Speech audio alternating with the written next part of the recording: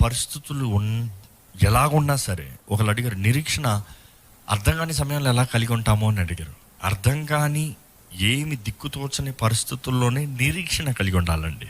అన్నీ బాగున్నప్పుడు, అన్నీ ఉన్నదప్పుడు, అన్నీ అనుకున్నట్టుగా జరిగినప్పుడు కావాల్సింది నిరీక్షణ కాదు, కృతజ్ఞత. కానీ ఈ నిరీక్షణ ఏంటంటే, ఈరోజు మనకున్న పరిస్థితి ఎలాగున్నా సరే, స్థితిగతులు ఎలాగున్నా సరే, what ever the circumstances, the situation, the life ఏదైనా సరే, నిరీక్షణ ఏంటి? మన దేవుడు మన జీవితంలో సమస్త మేలును జరిగిస్తాడు, మరలా మన జీవితాన్ని వర్ధలింపజేస్తాడు.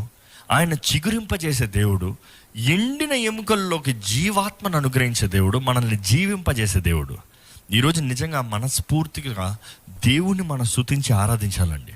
మనస్ఫూర్తిగా దేవుని కొనియాడాలండి. We need to worship God, we need to adore God, we need to sing praises to his name. ఆయన నామానికి స్తుతి, ఘనత, మహిమలు చెల్లించాలి. మీకు తెలుసా అండి, జీవితంలో అతి విలువైనది ఒక మనిషికి ఏంటి అనేది చాలామంది ఆలోచించారంట.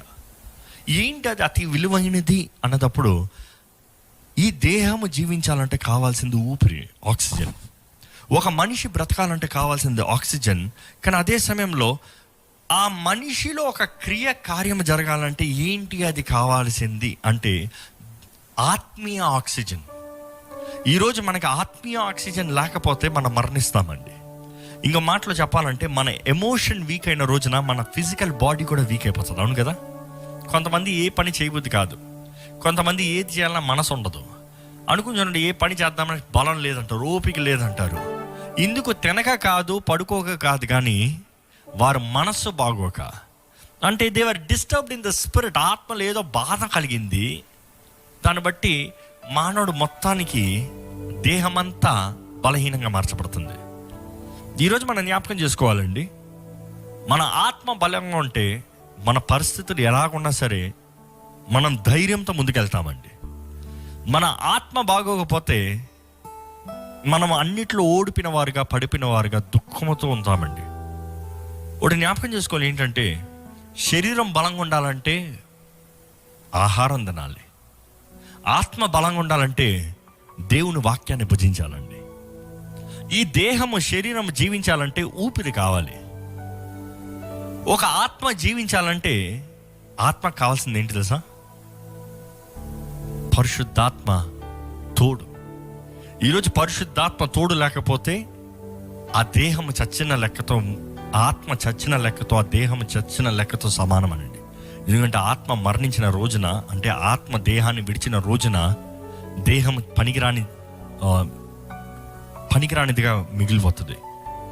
కానీ ఒక ఆత్మ వర్ధిల్తానికి అతి ముఖ్యమైనది ఏంటంటే ప్రార్థన అండి. ప్రార్థన. పరిశుద్ధాత్ముడు మనలో నివసించాలంటే, పరిశుద్ధాత్ముడు మనల్ని బలపరచాలంటే, పరిశుద్ధాత్ముడు తన కార్యాన్ని మన జీవితంలో జరిగించాలంటే, మనం విశ్వాసంలో వర్ధిల్లాలంటే మనకి కావాల్సింది ప్రార్థన. ఈరోజు మీకు ప్రార్థన ఉందా? మీ జీవితంలో ప్రార్థన ఉందా? ఈరోజు ఏ పరిస్థితుల్లో ఉన్నవారైనా సరే అన్నిటికన్నా ముఖ్యమైనది ప్రార్థన. ప్రార్థన లేని విశ్వాసము వ్యర్థమండి. ప్రార్థన లేని విశ్వాసం ఎలా పిలబడుతుందంటే, దేవునితో సహవాసం లేకుండా, దేవునితో మాట్లాడకుండా, దేవుని దగ్గర చెప్పుకోకుండా, దేవునికి తెలియజేయకుండా సొంతంగా అన్ని జరిగించుకోవాలనుకున్న వారు, ప్రార్థన లేని జీవితం కలిగి ఉన్నవారు గర్విష్ఠులుగా, ఓటమి కలిగిన వారుగా, కుమిలిపోయే పరిస్థితులు మిగిలేవారుగా కనబడతారండి. ఈరోజు మీ స్థితిగతులు ఎలాగున్నా సరే, మీ పరిస్థితులు ఎలాగున్నా సరే ప్రార్థన చేయండి.